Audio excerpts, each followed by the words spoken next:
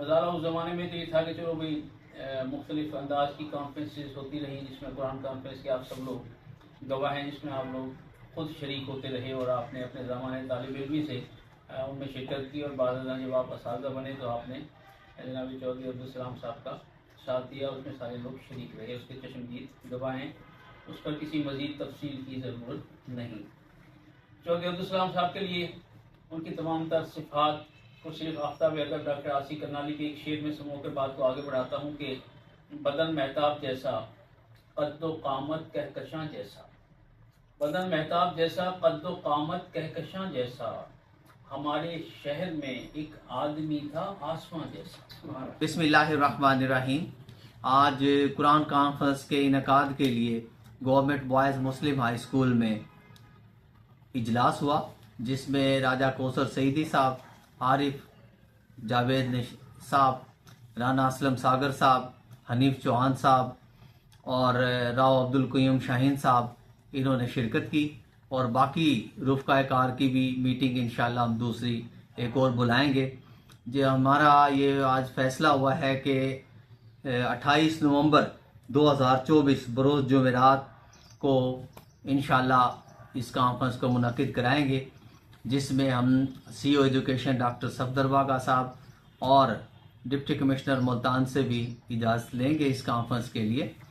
اور یہاں ملتان کے جو اسکالرز ہیں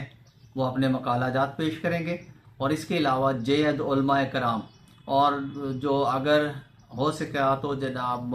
ایک دو قریب کی یونیورسٹیوں سے، بہاولپور یا ان یونیورسٹیوں سے بھی ہم کوشش کریں گے کہ جو پی ایچ ڈی اسکالرز ہیں، پروفیسرز ہیں، ان کو بلا کے اس کانفرنس کا انعقاد کریں۔ درس قرآن اگر ہم نے بھلایا ہوتا،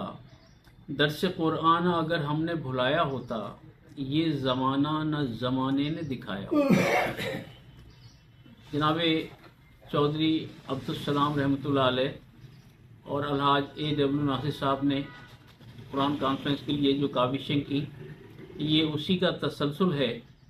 کہ آج مسلم ہائی اسکول میں کانفرنس کے انعقاد کے لیے پروگرام ہوا، اور انشاءاللہ ہم تمام لوگ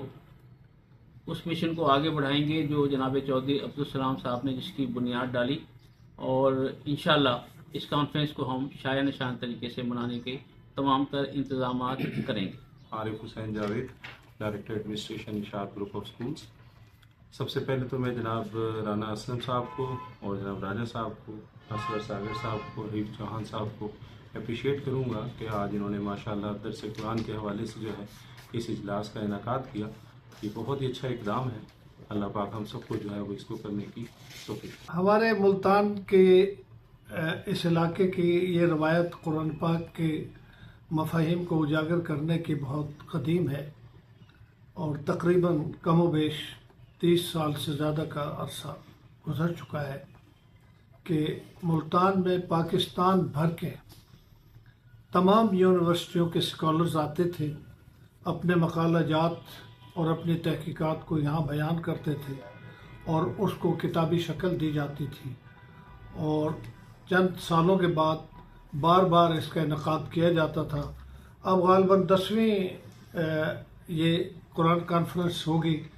جس کا اعزاز جو ہے رانا محمد اسلم انجم صاحب حاصل کریں گے میزبانی کا۔ تو یہ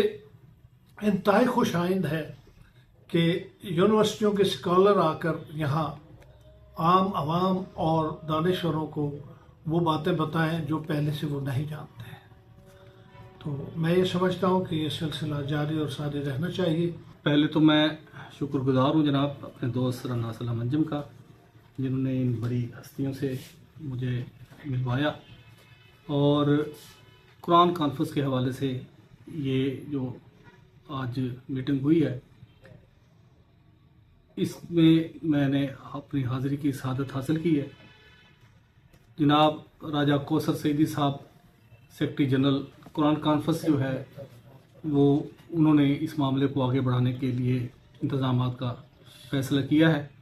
جس کے لیے میں بہت زیادہ پر امید بھی ہوں، اور یقین رکھتا ہوں کہ ان احباب کی موجودگی میں انشاءاللہ، یہ روایت تو نہیں، یہ ہماری ذمہ داری ہے، کیونکہ وہ بہت عظیم لوگ تھے جنہوں نے قرآن کانفرنس کا انعقاد کیا، اس سلسلے کو چلایا،